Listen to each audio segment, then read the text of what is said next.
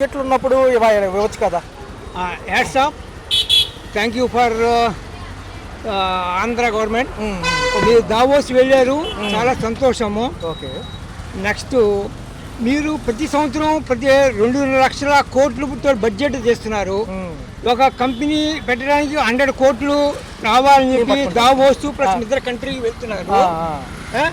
ఆ 2 లక్షల కోట్లలోంచి మీరు 10% మీరు ఈ విధంగా ఖర్చు పెట్టి స్వతంత్రంగా కంపెనీని ఎస్టాబ్లిష్ చేసి పబ్లిక్ ఎందుకు ఇవ్వట్లేదు అంటే 100 కోట్లు ఒక పెడతానంటే మీరు టప్పట్లో కొడుతున్నారు. అలా 100 కోట్లు మీ దగ్గర లేవా? ప్లస్ ఇంకో కంట్రీకి వెళ్తున్నారు, వెళ్ళొచ్చు.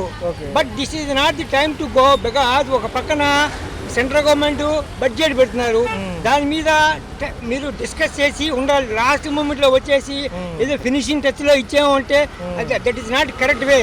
మీరు ఒక గవర్నమెంట్ వెళ్ళాలి, మనం కూడా వెళ్దాము ఆ ఉద్దేశం కాకుండా మీరు ఒక 6 months ప్లాన్ ఇట్లాంటి వాటికి ఇన్ అడ్వాన్స్గా ప్రిపేర్ అయ్యి వెళ్తే చాలా సంతోషమే అనుకుంటున్నాను. అయితే ఏమంటున్నారంటే సార్, రాష్ట్ర ప్రభుత్వాలకు సంబంధించి ఏవైతే ఇవన్నీ హామీలు అమలు చేయాలని చాలా డబ్బులు అవుతాయి. రెండోదేమో గతంలోకి చూసినా ఇవే పథకాల మీద ఎక్కువ శాతం ఫోకస్ చేసినట్టున్నారు కదా సార్.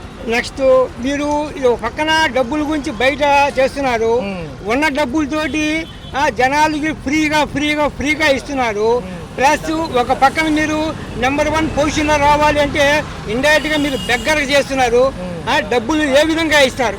మరి చదువుకున్న వాళ్ళు చాలామంది మన ఇండియన్ కంట్రీ యొక్క పాస్పోర్ట్ని క్యాన్సిల్ చేసుకొని మిగిలిన కంట్రీకి వెళ్ళటానికి ఎందుకంటే అక్కడ డెవలప్మెంట్ చాలా బాగున్నాయి.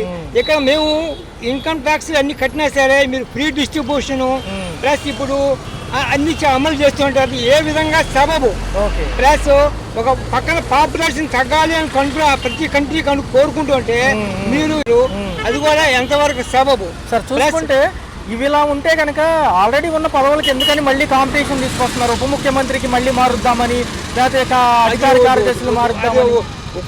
దాని గురించి మాట్లాడ బాగుండదు. ప్లస్ ఉప ముఖ్యమంత్రి గారు అయినటువంటి పవన్ కళ్యాణ్కి నా హృదయపూర్వక ధన్యవాదములు. సార్ మిమ్మల్ని పర్సనల్గా ఒకసారి వచ్చి కలుస్తాను. ప్లస్ మీరు పంచాయతీరాజ్ మున్సిపాలిటీ వారు చాలా అధ్వానంగా ఉంది. మీరు 3వ శనివారం ప్రతి ఒక్కరు ఇంప్లిమెంట్ చేస్తున్నారు. మీరు శాలరీస్ అంతా వాళ్ళు తీసుకుంటున్నారు. పబ్లిక్ ఏ విధంగా వాళ్ళకి సపోర్ట్ చేయాలి మీరు ఆలోచించండి.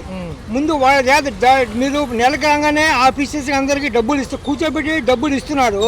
వాళ్ళ చేత ముందు పని చేయించండి. ప్లస్ ఇప్పుడు ఈ మధ్యన ప్రతి పేపర్లో న్యూస్ పేపర్లో ప్రతిరోజు మేము పలానా చోట చెత్త ఉందంటే దానికి ప్రత్యేకంగా ఒక ఆఫీస్ అలాట్ చేసి వాడు సింపుల్గా అట్లాగా అండి రేపు మా మనిషిని పంపిస్తాము అని చెప్తున్నాడు. ఆయనకి మీరు ₹1,00,000 శాలరీ ఇచ్చి ఈ విధంగా ఆన్సర్లు ఇంట్లో ఆఫీస్లో కూర్చోబెట్టి దీన్ని ఏమంటారంటే మేపడం అవుతుంది. అట్లా కాదు. మీరు ఎవరైనా నా ప్రకారం ఎవరైనా ఒక పేపర్లో పలానా ప్లేస్లో కనుక చెత్త ఉంది అంటే that is the responsibility of the concern officer. మీరు పేపర్లో ఆ విధంగా రాకుండా ఉండేది చేయాలని చెప్పి వాళ్ళకి కరెక్ట్గా ఇన్స్ట్రక్షన్స్ ఇవ్వండి. Okay sir. దానివలన ఈ చిన్నవిరి corner they must cover, they must clean. Okay sir, అంతే. Right sir. కావాలి అని ఇంతకు ముందు కూడా లేదు కదా, ఇది రాయితీలు ఇస్తే సరిపోద్ది కదా. ప్రజలకు ఉపయోగపడేది చేయాలి, కానీ ప్రజలకు ఉపయోగపడినవన్నీ పెట్టి ఈ ప్రభుత్వం చాలా ఇచ్చేస్తున్నారు. గత ప్రభుత్వం అలాగే చేసింది. ఇప్పుడు కూడా వీళ్ళు పనులు చేయకుండా మెయిన్ ఏంటంటే వీళ్ళు కొట్టుకుంటున్నాం ఎక్కువైపోయింది. రాష్ట్రాన్ని అభివృద్ధి చేయాలి ముందు. మన పదవులు ముఖ్యం కాదు, పదవులు ఇవన్నీ శాశ్వతం కాదు. మన జీవితాంతం గుర్తుండాలంటే ఒక మనిషి గట్టిగా చేయాలి. గతంలో రాజశేఖర రెడ్డి చేశాడంటే ఒకటి బాగుంది, ఆయన పరిమాణం మధ్యకి నెంబర్ 1. ఇప్పుడు చంద్రబాబు నాయుడు గారు బాగానే చేస్తాడు, కానీ కాకపోతే అతను కూడా కొద్దిగా ఇంకా బ్రెయిన్ వాడాలి. అంతే పొరుగుడు వెళ్ళి మనం ఆయన అన్నట్టు ఆడెవడో వెళ్ళి 100 కోట్లు తెచ్చాడు, మనం కూడా వెళ్ళి ఆడికి వెళ్ళి 100 కోట్లు తెద్దాం. ఈ కాదు, మన ఆంధ్రాలో ఇండియాలో మొత్తం మన ఇక్కడ కూడా ఉన్నాయి డబ్బు. ఎవడెగ్గరికి వెళ్ళక్కర్లా, ఇక్కడే బోల్డ్ డబ్బు ఉంది. ఈ చెత్త పథకాలు ముందు మానేస్తే ప్రభుత్వం కూడా బాగుండదు. ఉచితం బస్సు అనేది కార్మికులకు కొడతాం, పొట్ట తిప్పలు కొడతామే తప్ప. ఇది మటుకి నేను మనస్ఫూర్తిగా చెబుతున్నా. నేను వికలాంగుడిని అయినా కూడా ఆటో తోలుతున్నా. ఈరోజు బతకాలి అంటే ప్రతి ఒక్క ఆటో కార్మికుడు వాళ్ళ కుటుంబాన్ని నడపాలంటే కనీసం ₹1000 తోలాలి. ₹1000 తోలి అద్దె కట్టి గ్యాస్ తీస్తే ₹400 మిగులుతుంది. ఆ 400తో ఫ్యామిలీని గడిపే వాళ్ళు చాలా మంది ఉన్నారు. స్కూల్ చదివిస్తున్నారు.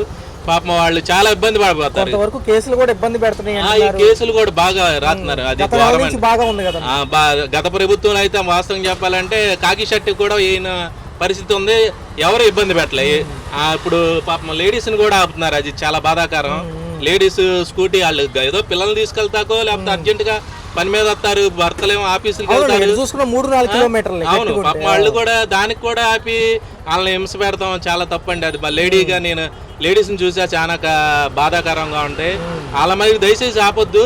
ఏదన్నా ఉన్నానుకోండి ఒకసారి ఈ హామీలు చూస్తే ఓకే, గతంలో ఇచ్చారు, దానికి ఒక వెసులుబాటు ఉంది. మళ్ళీ అది ఎలక్షన్ నిమిత్తం ఇస్తే ఏమవుతుందంటే ఆర్థిక లోటు బడ్జెట్ ఇంకా లోటు బడ్జెట్. అవునవును, ఆయన మీద కూడా ఎప్పుడు నెట్టారు కదా, 7,000 కోట్లు ఇచ్చి వెళ్ళినా కానీ అప్పుడు. అవును, చెప్తున్నా వీళ్ళందరి దగ్గర ఉన్నాయి డబ్బు. ప్రతి ఎమ్మెల్యే మంది దగ్గర ఉన్నాయి. కాకపోతే వీళ్ళు లబ్ధి కోసం వీళ్ళు సంపాదిద్దామని. ఇప్పుడు దావోస్ సెక్షన్ ఉంది, కంపెనీల కోసం వెళ్ళారు. ఆయనేమో అక్కడికి వెళ్ళి రెడ్ బుక్ అంటారు. అదే రెండోది ఏమంటున్నారంటే ఈయన ఉప ముఖ్యమంత్రి అంటారు. అసలు ఎందుకు లేని అంశాలు ఎందుకు, మనం వెళ్ళిన పని ఏంటి? అదే మనకి అదే వీళ్ళు అదే పనికిరాని పని ఇవన్నీ చేసేదంటేనండి. ఇక్కడ ఉన్న ఆంధ్రప్రదేశ్ లో స్వచ్ఛమైన పరిపాలన ఉంది. ప్రజలు ఒకటే చెప్తారు, గతంలో చేసిన తప్పులు చేస్తే ఎవరికైనా బుద్ధి చెప్తారు మళ్ళీ. ఎందుకంటే ఫిబ్రవరి నుంచి మళ్ళీ జగన్ గారు వస్తారంటున్నారు పాదయాత్రకి. అనేక సంక్షేమ పథకాల కోసం ఎదురు చూసిన వాళ్ళు ఉన్నారు.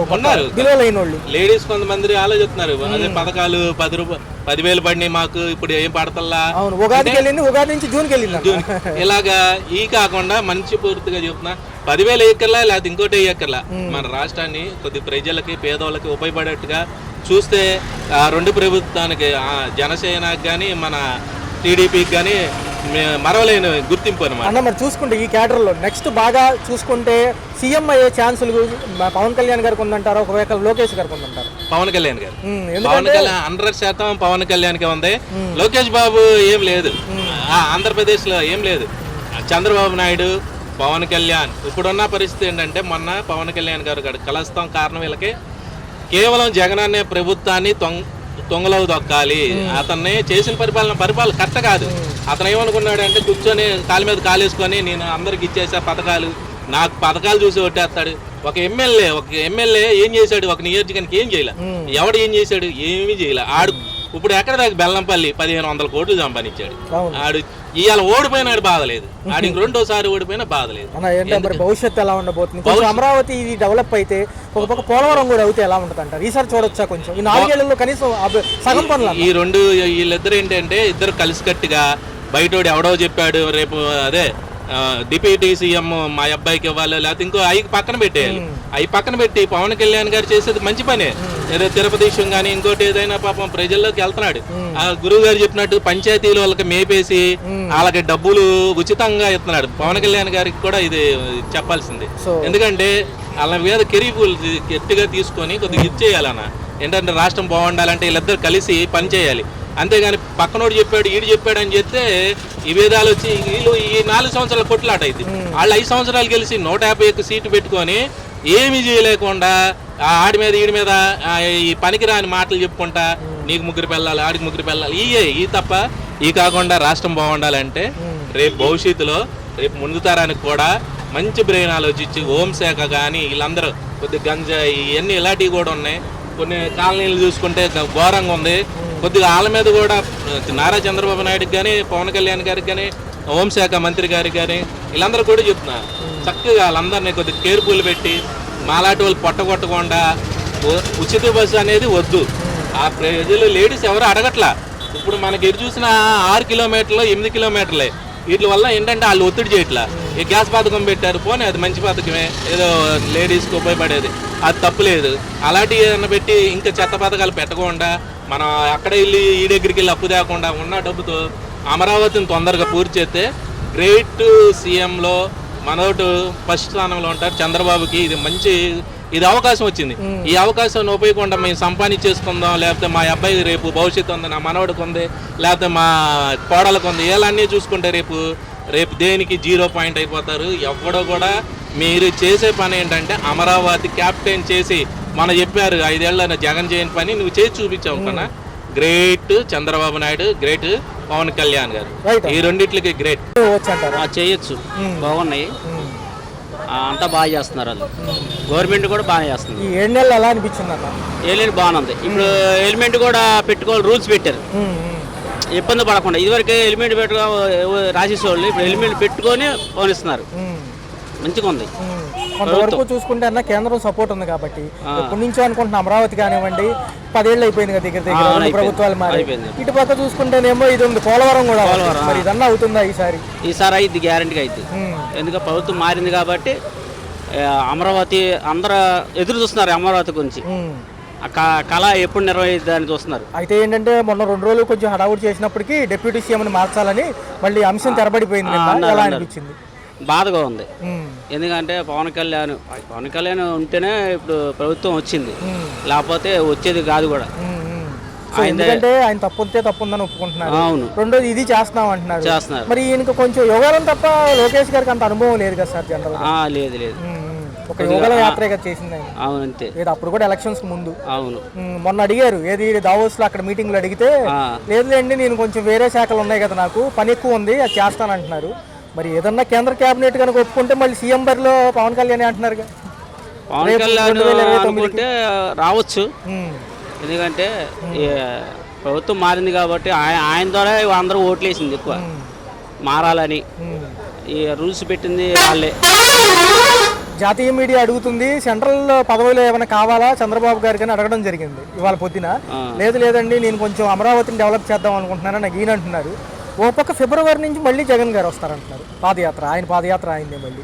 ఎలా ఉండబోతుంది ఈ ముగ్గురు కలయిక? ఎలా ఉంటుంది? వచ్చినా కూడా అంత లుక్ రాదు. ఎందుకంటే చంద్రబాబు నిలవేసింది ముందు, అప్పుడు సీఎం అయిందిగా ఆయనే ఫస్ట్లో. ఇదంతా హైవే అన్న ఏదని చేసింది ఆయనే. ఇప్పుడు మొన్న వచ్చే పవన్ కళ్యాణ్ జగన్ గారు వచ్చినా కదా ఏం చేశారు? ఏం చేయలేకపోయారు కదా. వరదలు వచ్చినప్పుడు కష్టాలు చూసుకోలేకపోయారు. చంద్రబాబు వచ్చి అన్ని చేసి వెళ్ళాడు కాబట్టి కొద్దిగా తృప్తిగా ఉంటుంది అది. సో విద్యా వ్యవస్థలు ఎలా ఉన్నాయన్న? గతంలో ట్యాబ్లు బైజూస్ కంటెంట్ ఇవేవో ఉండేవి సెంట్రల్ సిలబస్ తో పాటు గవర్నమెంట్ స్కూళ్ళలో. ఇప్పుడు కొంచెం మారింది అంటున్నారు. పర్లేదా? బాగానే ఉన్నాయా? కొద్దిగా బాగానే ఉంది. తల్లికి వందనమేమో ఉగాది అంటున్నారు. మిగతా రైతులకు సంబంధించింది వందనం కూడా తొందరగా వస్తే కొద్దిగా బాగుంటుంది అనిపిస్తుంది. ఎందుకంటే పేదవాళ్ళు ఉన్నారు, కట్టనోళ్ళు ఉంటారు, కొద్దిగా వాళ్ళేమో ఒత్తిడి చేస్తున్నారు స్కూల్లో కూడా డబ్బులు కట్టాలని. స్కూల్ కూడా ఆపేస్తున్నారు కొంతమంది పిల్లల్ని కూడా. రోడ్ల వ్యవస్థ ఎలా ఉంది? ఈ 7 నెలల్లో రోడ్ల వ్యవస్థ 1500 కిలోమీటర్లు సంక్రాంతికి అన్నారు. కొంతవరకు పూడ్చినప్పటికీ కొంచెం అసహనంగా ఉంది. కొద్దిగా అవి కూడా క్లియర్ చేస్తే కొద్దిగా బాగుంటుంది. మరి నిత్యావసర సరుకు ధరలు, కరెంట్ ఛార్జీలు ఎలా అనిపిస్తుంది? ధరలు కూడా ఇప్పుడు పర్లేదు. టమాటాల రేటు కూడా తగ్గినాయి. కొద్దిగా నిత్యావసరం అంటే కొద్దిగా ఆయిల్ ఎక్కువ రేటుకి పెరిగిపోయింది. మరీ 150 రూపాయలు అంటే అప్పుడు ప్రభుత్వం ఉన్నప్పుడు 120 రూపాయలు అలా ఉండేది. ఇప్పుడు 150 రూపాయలు అంటే కొద్దిగా పేదవాళ్ళు కొద్దిగా కష్టమే కొంటాకి. ఈ మందు రేట్లు ఎలా అనిపిస్తున్నాయి అన్న? గతం కంటే పర్లేదు అంటున్నారు కొంతమంది, కానీ అదే అంటున్నారు కొంతమంది ఈ మద్యం సేవించేవాళ్ళు. మద్దు సేవించే అంటే కొద్దిగా తగ్గించినా కానీ కొద్దిగా ఎక్కువ పెంచుతున్నారు, తాగుతున్నారు, కొద్దిగా ఇబ్బంది పడుతున్నారు. అది కొద్దిగా అది కంట్రోల్ చేస్తే కొద్దిగా వాళ్ళకి కూడా. ఈ విద్యార్థులకి పాప రేపు డబ్బులు ఇవ్వాల్సి వస్తుంది ఉగాదికి. ఎంతమంది పిల్లలు ఉంటే అంతమందికి ఇవ్వాలి. మళ్ళీ వసతి దీవెన ఉంది, విద్యా దీవెన ఉంది, ఈ పథకాలు ఇవన్నీ చాలా బడ్జెట్తో కూడుకున్నాయి కదా. మరి ఏమన్నా లోటు బడ్జెట్ అవుతుందా ఇంకా? అది ప్రభుత్వం చూసుకోవాలి. ఆలోచించి కొద్దిగా ఎలా నడవాలో వాళ్ళు చూసుకుంటే కొద్దిగా విద్యార్థులకి హాని కలగకుండా చూసుకోవాలి. ఈ ఆరోగ్యశ్రీ ఆరోగ్య బీమా అంటున్నారు చాలా వరకు. ఈ ఆరోగ్యశ్రీ ప్రైవేట్ హాస్పిటల్లో మారి బీమా పథకం కింద వెళ్తుందంట. దానికి ఎంత అని అమౌంట్ కడతారు. చాలామంది 2 లక్షల లోపే చేసుకుంటున్నారు సర్జరీస్ కానీ ఇవి కానీ. సో బాగుంటుందా? అంటే పారదర్శకంగా ఉంటుందా? మనకు తెలియదు కదా జనరల్గా. అసలు బాగానే ఉంటుంది. సో ఎలా ఉందన్న ఈ 7 నెలలతో పాటు వచ్చే 4 ఏళ్ళు అభివృద్ధి పనులు బాగుంటాయి అంటారా? ఇంకా చేస్తాడు చంద్రబాబు గారు, చేస్తారు, చేయకుండా ఉండడు. రైట్.